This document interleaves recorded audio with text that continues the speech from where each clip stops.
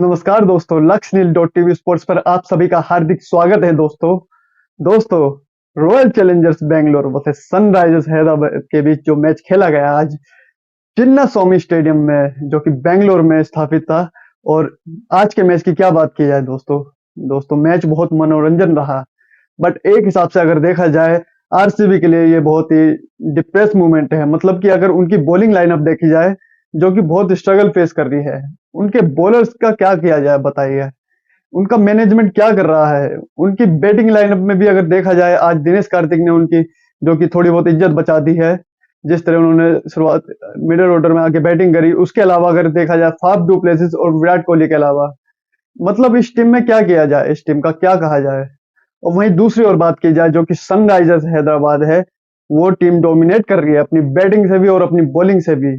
और देखा जाए वो प्लेऑफ्स में, हालांकि वो बहुत ही आसानी से जगह बना लेगी आगे आने वाले मैचों में। जिस तरह और उनका बैटिंग ऑर्डर, जिस तरह देखा जाए टॉप ऑर्डर, मिडिल ऑर्डर और उनका लोअर ऑर्डर भी जिस पोजीशन पर आते हैं, तो उनके प्लेयर्स मतलब डोमिनेट कर रहे हैं गेम को और अच्छा खेल खेल रहे हैं। बात की जाए ट्रेविस हेड, आज के हीरो जो कि मैन ऑफ द मैच रहे, ट्रेविस हेड ने एक तरफा इस मैच को किया। शुरुआती ओवर में ही आते उन्होंने ताबड़तोड़ विस्फोटक बल्लेबाजी की और चौके छक्के हर तरफ मैदान के चारों किनारों में उन्होंने बरसाए। तो बात की जाए, ट्रेविस हेड ने आज स्कोर किया है, जिन्होंने 102 रन 41 बॉलों में, बहुत ही ताबड़तोड़, मतलब जिसे कहते हैं 9 चौके और 8 छक्कों की मदद से 248 का स्ट्राइक रेट रहा है। इसमें कोई दो राय नहीं है कि वो एक खतरनाक बल्लेबाज है, नहीं है। मतलब कि अगर वो इस समय देखा जाए स्टिल इन क्रिकेट, तो वो डोमिनेट कर रहे हैं। वो वो बहुत ताबड़तोड़ खेलते हैं। जिस तरह उन्होंने लास्ट ईयर इंडिया को आईसीसी टेस्ट चैंपियनशिप में जिस तरह 100 मारा, उन्होंने 159 रन किए वहां पर, और जिस तरह इंडिया को बहुत बुरी हार का शिकस्त झेलना पड़ा। और उसके बाद जिस तरह 2019 नवंबर को हम देखा जाए, जिस तरह वर्ल्ड कप में उन्होंने 137 रन किए, और उसके बाद लगातार वो इस समय क्रिकेट में एक उभरते हुए ताबड़तोड़ विस्फोटक बल्लेबाज के रूप में जाने जा रहे हैं। कोई भी टीम उनके सामने अगर कोई भी बॉलर बॉलिंग कराने आता है, तो शायद उन्हें उनके सामने बहुत स्ट्रगल फेस करना पड़ता है। और वो डोमिनेट कर रहे हैं हर बॉलर को, किसी बॉलर्स को वो नहीं छोड़ते। और उनका खेलने का अंदाज आक्रामक है, एकदम ताबड़तोड़ खेलते हैं। वहीं दूसरी ओर बात की जाए, उनके साथ आए थे अभिषेक शर्मा भी लगातार अच्छी परफॉर्मेंस दे रहे हैं, अपनी बैटिंग से भी और अपने अच्छा इंटेंट शो कर रहे हैं। उन्होंने भी 34 रन के 22 बॉलों की मदद से, 2 चौके और 2 छक्कों की मदद से। वहीं दूसरी, जब पहला विकेट सनराइजर्स हैदराबाद का गिरा, तो उस समय जब तक देखा जाए तो 100 रन क्रॉस कर चुके थे। और उसके बाद जब क्लासेन आए, हेनरिक क्लासेन, जिन्होंने ताबड़तोड़ शुरुआत करी, आते वो थोड़ा स्ट्रगल कर रहे थे, बट उन्होंने 10 बॉल खेलने के बाद जब उन्होंने अपनी गेम चेंज करी और लगातार जब उन्होंने अपनी पावर हिटिंग दिखाई, तो इसमें कोई दो राय नहीं कि उन्होंने मैदान के हर तरफ उन्होंने चौके छक्के बरसाए। और उन्होंने भी 31 बॉलों में 67 रन किए, 2 चौके और 7 छक्के की मदद से। तो बहुत ही डोमिनेट प्लेयर है एकदम, मतलब जिसे कहते हैं विस्फोटक तरीके से खेलते हैं। और सनराइजर्स हैदराबाद का टॉप ऑर्डर और मिडिल ऑर्डर काफी खतरनाक है इस समय। अगर आईपीएल में किसी भी टीम के अगेंस्ट देखा जाए, तो शायद इनका इनका बैटिंग लाइनअप बहुत ही विस्फोटक है। ये आते ही मार-धाड़ करते हैं, शुरुआती दौर में ही ताबड़तोड़ बल्लेबाजी करते हैं, चाहे कोई भी टीम हो, ये डोमिनेट करते हैं और लगातार अपनी बैटिंग इंटेंट को इसी तरह, जिसे कहते हैं कि टी20 के हिसाब से, तो ये टी20 को विस्फोटक बनाकर खेलते हैं। इस गेम को ये फुल एंजॉय कर रहे हैं और लगातार डोमिनेट कर रही है ये टीम। एडन मार्करम ने भी 17 रन किए, 17 बॉलों में 32 रन किए, माफ कीजिएगा, 2 चौके और 2 छक्के की मदद से। वो भी हालांकि आखिरी में आए थोड़ा, उन्होंने भी अच्छे खासे लंबे स्ट्रोक मारे। और अब्दुल समद ने आज इस सीजन में उनको बैटिंग का मौका मिला गया। हालांकि इससे पहले एक दो इनिंग में भी उन्होंने बैटिंग करी, बट वो उस तरह इंटेंट नहीं दिखा रहे थे।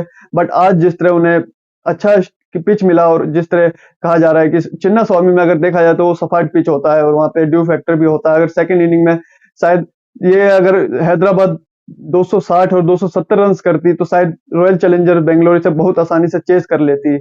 तो अब्दुल समद ने भी अच्छे रन्स किए, 4 चौके और 3 छक्कों की मदद से। उन्होंने बहुत ताबड़तोड़ विस्फोटक बल्लेबाजी की, और जिसके तहत सनराइजर्स हैदराबाद ने आईपीएल हिस्ट्री का सबसे बड़ा स्कोर 287 रन किए उन्होंने 3 विकेट के नुकसान पे। हालांकि कुछ दिन पहले ही उन्होंने 270 रन स्कोर किया था मुंबई इंडियंस के अगेंस्ट, और वो उनका आईपीएल का सबसे हाईएस्ट स्कोर था। और आज के मैच में उन्होंने अपने स्कोर को ब्रेक कर दिया है, और आज उन्होंने टी20 करियर में मतलब अगर वो मतलब T20 इंटरनेशनल को भी मिला के अगर उनके T20 का स्कोर देखा जाए तो किसी टीम का भी तो 287 हाईएस्ट हो चुका है एक। और ये शायद आगे आने वाले वक्त में शायद टूट भी सकता है, ऐसी बात नहीं है अगर जिस तरह T20 गेम चल रही है आज के दौर में तो। बट अभी के लिए ये स्कोर बहुत मतलब बड़ा हो चुका था और 287 रन चेस करने के लिए उतरी। अगर बात की जाए रॉयल चैलेंजर्स बेंगलोर के बॉलरों की तो शायद आज मोहम्मद सिराज भी नहीं खेले। और उसके अलावा बात की जाए तो जिस तरह रिश टोपली को काफी मार पड़ी उन्हें, उन्होंने लास्ट ओवर में भी काफी रन बरसाए और उन्होंने 4 ओवर में 68 रन दिए उन्होंने। एक विकेट मिला उन्हें मात्र 17 की इकोनॉमी से। वहीं विल जैक्स भी लगातार अपना दूसरा मैच खेल रहे थे, उन्होंने 3 ओवर में 32 रन किए। इसके अलावा यश दयाल शायद इनको पता नहीं क्या देख के लिया गया था रॉयल चैलेंजर्स बेंगलोर ने। हालांकि लास्ट ईयर जब रिंकू सिंह ने इनको 5 छक्के मारे उसके बाद गुजरात ने इनको शायद उसके बाद 1 या 2 मैच खिलाए थे और उसके बाद इन्हें गुजरात ने इन्हें इंटरेस्ट नहीं लिया और इन्होंने जब ऑक्शन की बारी आई तो इन्होंने अपनी टीम से इन्हें ड्रॉप कर दिया था। और इनको 5 करोड़ में रॉयल चैलेंजर्स बेंगलोर ने पता नहीं क्या देख कर लिया, मुझे समझ नहीं आता इनका मैनेजमेंट क्या कर रहा है। और ये बॉलिंग पर क्यों नहीं ध्यान दे रहे हैं। इनके पास बड़े बड़े नाम रहे आज तक, इसीलिए ये शायद ऐसा रहा है कि ये चैंपियन नहीं बन पाए। क्योंकि ये कहीं ना कहीं अगर ये बैटिंग जिस दिन इनकी बैटिंग चल जाती है तो ये शायद बॉलिंग से उस तरह परफॉर्म नहीं कर पाते हैं। और इनके बॉलर्स भी इस समय काफी ज्यादा स्ट्रगल फेस कर रहे हैं देखा जाए। और लोकी फेर्गसन को आज खिलाया इन्होंने, मैं इंटरेस्ट ही नहीं था लोकी फेर्गसन। हालांकि लास्ट 3-4 साल से आईपीएल में हर टीम से खेलते आ रहे हैं और कोई भी टीम उन्हें 1-2 मैच खिलाती है और उसके बाद फिर उन्हें ड्रॉप कर दिया जाता है। उन्होंने भी 4 ओवर में 52 रन किए, 4 ओवर में 52 रन पड़े उनको, 2 विकेट मिले। और उसके अलावा बात की जाए विजय कुमार वैसा लोकल बॉय थे बेंगलोर के, उन्होंने 4 ओवर में 64 रन दे दिए उन्होंने भी बस। तो बॉलिंग से बिल्कुल भी डोमिनेट नहीं कर पाए और इनकी बॉलिंग लगातार लगातार स्ट्रगल कर रही है, बिल्कुल भी परफॉर्म नहीं कर पा रहे हैं इस आईपीएल में अगर देखा जाए तो बिल्कुल भी ये मतलब इतना खास परफॉर्म नहीं कर पा रहे अपनी बॉलिंग से। रॉयल चैलेंजर्स बेंगलोर की सबसे बड़ी कमजोरी उनकी बॉलिंग है, उनकी बॉलिंग लाइनअप सबसे मैटर रखती थी। अगर वो ट्रॉफी के लिए खेलते, अगर वो आईपीएल में प्लेऑफ के लिए जगह बनाते, बट उनके पास बॉलर्स नहीं है तो शायद वो इसी तरह आगे आने वाले मैचों में भी डोमिनेट मतलब स्ट्रगल ही करते रहेंगे और प्लेऑफ्स में जाने के लिए उनके बिल्कुल ही चांस बहुत कम हो चुके हैं। वहीं बात की जाए जब आरसीबी चेस करने आई आज का मैच तो विराट कोहली ने ताबड़तोड़ इंटेंट के साथ शुरुआत की। उन्होंने 20 बॉलों में 42 रन किए, तो 6 चौके और 2 छक्कों की मदद से 210 रन का स्ट्राइक रेट था उनका।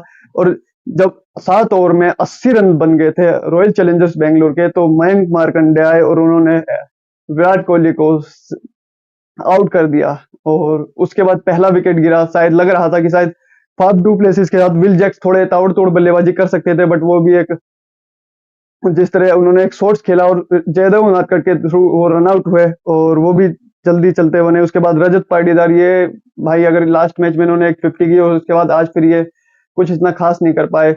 आपको सपाट पिच जब मिलता है, जिसे कहते हैं पाटा पिच, फ्लैट पिच, बेंगलोर एक छोटा स्टेडियम है, वहां पे अच्छे खासे शॉट्स लगते हैं, वहां पे आप हिटिंग कर सकते हैं। जिस जिस जिसके लिए वो जाना जाता है स्टेडियम, वहां पे रन्स होते हैं वहां पे। हालांकि हमें पता है कि बॉलर्स स्ट्रगल करते हैं उस स्टेडियम में, बट ये है कि आपको रन ऐसे मौकों पर ही आपको फायदा उठाना चाहिए, अपनी बैटिंग से परफॉर्म करना चाहिए। बट आप इन मोमेंट्स को भी अगर आप गवाते हो तो शायद आगे आने वाले मैचों में आप अपनी जगह नहीं बना पाओगे और इसके तहत आपको आगे इंडिया में भी शायद जगह नहीं मिल पाएगी, आपको रिस्पॉन्स नहीं मिलेगा बीसीसीआई की तरफ से। फिर आप कहते हो कि हम डोमेस्टिक में रन्स करते हैं और हमें इंडिया टीम में जगह नहीं मिलती है, तो शायद यही कारण है कि शायद जब आपको जगह मिलता है, आपको मौका मिलता है, तो आप उस मौके को मतलब अचीव नहीं कर पाते हैं और उसके बाद आपको उसका हर्जाना भरना पड़ता है। और जिस तरह आप ड्रॉप किए जाते हैं, बाद में आप यही सब बातें करते हैं कि हमें ऐसे करके निकाल दिया गया, हमें वैसे करके निकाल दिया, तो उसमें कोई भी गलती नहीं है। वहीं सौरभ चौहान, वो भी लगातार 3-4 मैच में उन्हें खिलाया गया, इमर्जिंग प्लेयर के तहत आए थे और वो भी एक बॉल में पहली बॉल पर ही आउट हो गए। दिनेश कार्तिक, जिन्होंने काफी इंप्रेस किया, हालांकि मुझे लगता है कि अगर दिनेश कार्तिक ने आज जिस तरह 83 रन किए, उन्होंने 35 बॉलों में ताबड़तोड़, उन्होंने अगर रॉयल चैलेंजर्स बेंगलोर की किसी ने इज्जत बचाई आज के मैच में तो दिनेश कार्तिक की अहम भूमिका थी। जिस तरह उन्होंने ताबड़तोड़ शुरुआत शुरुआत से आगे उन्होंने हिटिंग करी और वो अकेले लड़ रहे थे, उनका साथ कोई नहीं दे पाया। जिस जिस समय तक वो अकेले पड़े उस समय तक फाफ डू प्लेसिस जैसे और विराट कोहली जैसे बड़े प्लेयर पहले ही आउट होके जा चुके थे और वो अकेले मतलब लड़ते रहे, अकेले हिटिंग करते रहे, अकेले इंटेंट शो करते रहे अपनी बैटिंग से। और उन्होंने काफ़ी एन्जॉय किया अपनी बैटिंग को, और आगे आने वाले मैचों में भी वो इसी तरह मतलब कि अपनी बैटिंग को शायद इसी तरह इसी स्ट्राइक रेट के साथ वो मतलब हैवी रखेंगे अपने आप को, और लगातार वो परफॉर्म कर रहे हैं। लास्ट ईयर हमने सुना था रोहित शर्मा भी जब फील्डिंग के दौरान जब वो उन्होंने मुंबई के अगेंस्ट 50 करी थी, तो रोहित शर्मा ने भी कहा कि सही है, आप मतलब तेरे दिमाग में T20 वर्ल्ड कप चल रहा है तो सही है, तू सही खेल रहा है। तो ऐसा कुछ शायद रियल भी हो सकता है कि शायद उनके माइंड में चल रहा हो कि अगर वो अपने करियर के एंड पॉइंट मोमेंट पर है, तो शायद वो T20 वर्ल्ड कप के लिए डिजर्व भी कर सकते हैं, क्योंकि जिस तरह वो लगातार परफॉर्म करते आ रहे हैं, अपनी कीपिंग से भी अच्छी कीपिंग करते हैं, वो बेहतरीन कीपर है, ये बात दो राय नहीं है बिल्कुल भी। अच्छी कीपिंग करते हैं, और बैटिंग से भी लगातार कंटिन्यू पावर हिटिंग कर रहे हैं और इंटेंट शो कर रहे हैं। तो शायद कहीं ना कहीं बीसीसीआई उन पर नजर बना के रखेगी, और जो भी अभी बाकी बचे हुए मैच है तो दिनेश कार्तिक के लिए बहुत अहम होंगे, अगर उन्हें T20 वर्ल्ड कप में अगर अपने आप को शामिल करना है, तो उन्हें लगातार इसी बेस परफॉर्मेंस के साथ उन्हें लगातार अपने अच्छे रन्स करने पड़ेंगे। तो उन्होंने अहम भूमिका निभाई आरसीबी की इज्जत बचाने में। अगर शायद उनके साथ कोई पावर हिटर होता, बड़ा प्लेयर होता, तो शायद आरसीबी ये मैच जीत जाती, शायद वो अचीव कर लेते इस रन को, मतलब बट वो अकेले ही स्ट्रगल करते रह गए। तो उसमें कोई दो राय नहीं कि जिस तरह रॉयल चैलेंजर्स बेंगलोर 25 रन से हारी, तो उसमें अहम भूमिका थी दिनेश कार्तिक की, जिन्होंने 83 रन्स किए। बहुत ही ताबड़तोड़ करे उन्होंने, 5 चौके और 7 छक्कों की बदौलत। 237 का स्ट्राइक रेट था उनका, स्ट्राइक रेट बहुत तगड़ा है इस आईपीएल में, लगातार वो रन्स कर रहे हैं। लास्ट मैच में भी वो 50 करके आए थे, उससे पहले भी लगातार 30-31 मतलब वो रन्स कर रहे हैं अच्छे स्ट्राइक रेट के साथ, कम बॉलों में ज्यादा रन बनाते हैं, वो एंड में आते हैं। तो अच्छे पावर हिटर है, और दो राय नहीं, वो इसी तरह अगर कंटिन्यू अपनी परफॉर्मेंस को रखे तो T20 वर्ल्ड कप में उनका सिलेक्शन होना जायज है। वहीं पे महिपाल लोमरोड शायद ये एक इमर्जिंग प्लेयर के तौर पर लगातार आरसीबी से जुड़े हुए हैं 2-3 सालों से, बट ये भी इस तरह कोई परफॉर्मेंस नहीं दे पाते, और ये शायद इमर्जिंग प्लेयर कहे जाने लायक भी नहीं है। शायद ये आगे आने वाले मैचों में शायद ये आपको अगले साल तक शायद आरसीबी में ना दिखे। और इसके बाद अनुज रावत, जिन्होंने आखिरी ओवर में ये बहुत आखिर लेट हो चुके थे, जब इन्होंने 14 बॉलों में 25 रन किए, और मैच बहुत काफी दूर हो चुका था आरसीबी के पलड़े से। वही उसके बाद बात की जाए अभिषेक शर्मा, जिन्होंने 1 ओवर में 10 रन किए, पहला ओवर उन्होंने डाला था। उसके अलावा भुवनेश्वर कुमार आज, जिन्हें 4 ओवर में 60 रन पड़े। बट अगर आप ऐसे पिच पर देखते हैं, तो शायद इन पिचेस पर बॉलर्स के लिए कोई मदद नहीं होती है। इन सरफेस पर जब भी देखा जाए फास्ट बॉलर, और अगर यहाँ पे स्पिनर्स तो बिल्कुल ही मतलब स्ट्रगल करते हैं, और स्पिनर्स के लिए स्टेडियम है, ये पिचेस होती ही नहीं है यहाँ पे। फास्ट बॉलिंग भी मतलब स्ट्रगल करते हैं वो लोग।